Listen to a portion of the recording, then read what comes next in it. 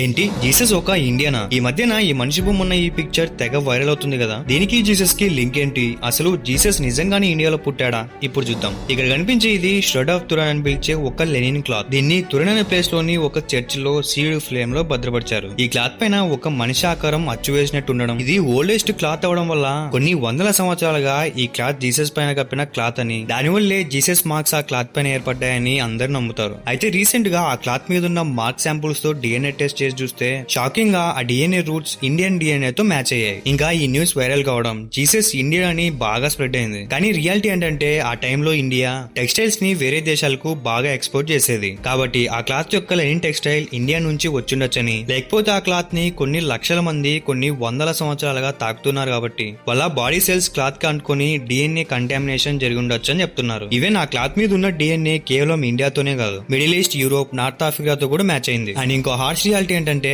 అందరూ ఈ Jesus cloth గా పిలిచే క్లాత్ నిజంగా జీసస్ బురియల్ టైమ్ లో వాడిన క్లాత్ అని ఎక్కడ ప్రూఫ్ లేవు. సో ఇది just DNA contamination or Indian textile వల్ల ఇండియన్ డిఎన్ఏ ట్రేసెస్ వచ్చాయి తప్ప జీసస్ ఇండియా నుంచి వచ్చాడు అనేది ఫేక్ న్యూస్.